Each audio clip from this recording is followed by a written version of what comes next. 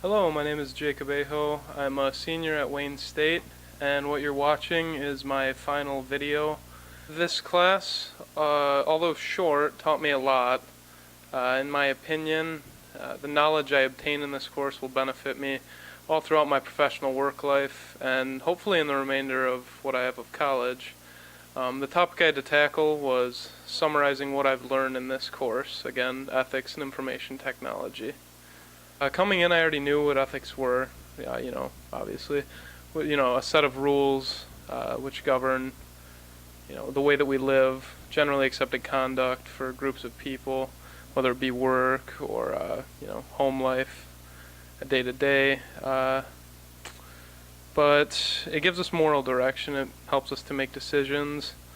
What I've really learned in this class is how the idea of ethics was communicated among humans in a workplace, a technology-driven workplace. This course gave shape to how ethics look in relation to the organizational structure and its importance in the blossoming and seemingly fragile realm of information technology that we're studying. As we continue to develop new technology, there'll continue to be a greater need for a solid, well-understood system of ethics to garner constant growth and minimize incorrect use by the people that are, driving in profits, managing these companies. Because incorrect use is the biggest issue of ethics. It's the very opposition to ethics would be incorrect use or decision making. So computers, software, network reliability, these have all become central parts of our personal and work-related lifestyles in this century, in this generation. And in my opinion, this connectedness, our reliance and practical use of technology is becoming the biggest benefit, but also the biggest challenge of the work-life relationship, especially in regards to our use of IS. So the use of computers in large corporations is just one of the many areas of IS that we even study where ethics needs to be fully comprehended in practice.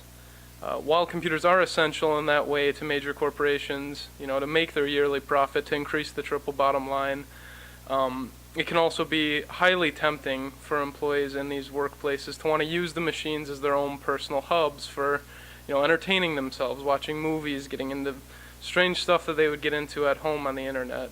So many people have lost jobs recently in years because of a lack of understanding these ethical practices while using their work computers.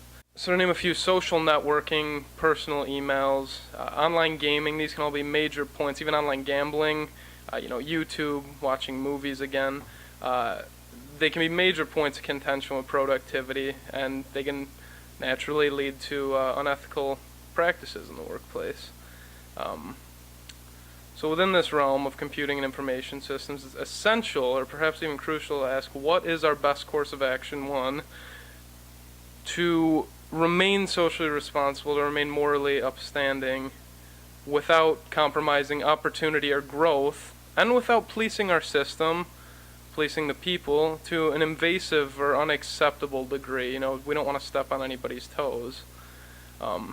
So the technology-driven workplace, with regards to internet usage and computing, it's still in its infant stages, really, in the grand scheme of things.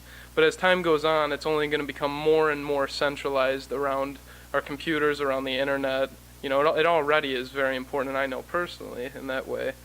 But it's important to consider the perspectives and possible stumbling blocks of our current position. For one, generally, people don't realize, unless they're in it, the critical importance of ethics as it applies to information technology and computing. Well, important technical decisions often are left to technical experts. General business managers, though, must assume a lot more responsibility in this way. They have to know how these things work, and they have to know how to maintain and be responsible for them.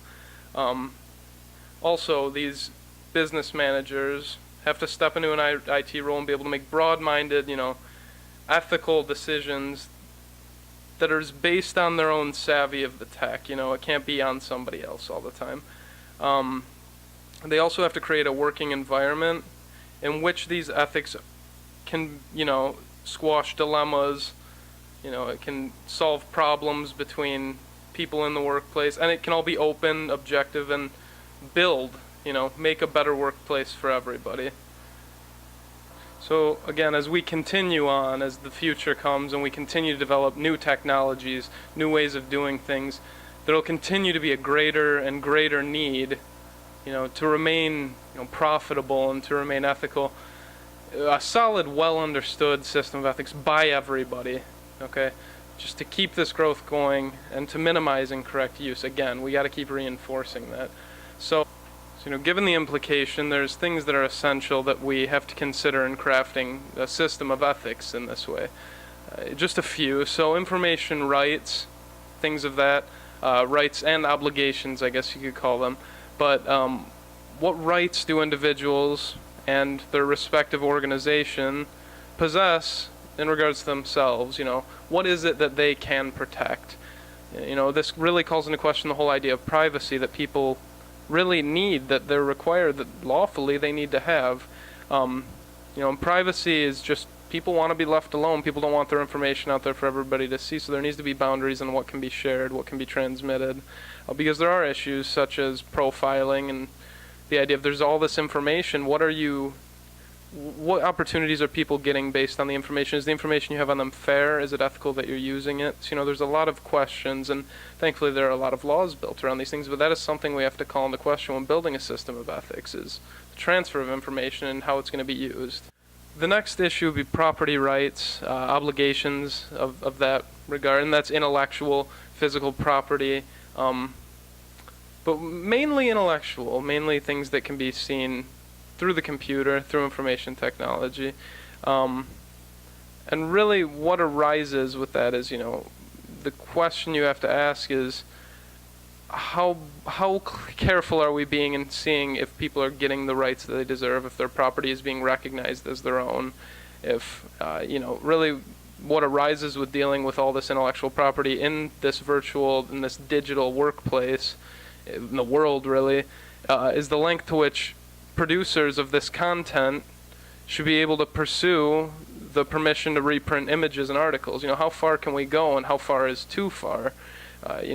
While taking a whole article or a whole book or a whole journal, let's say, it's clearly not right to do something like that without giving credit to the author or to the artist.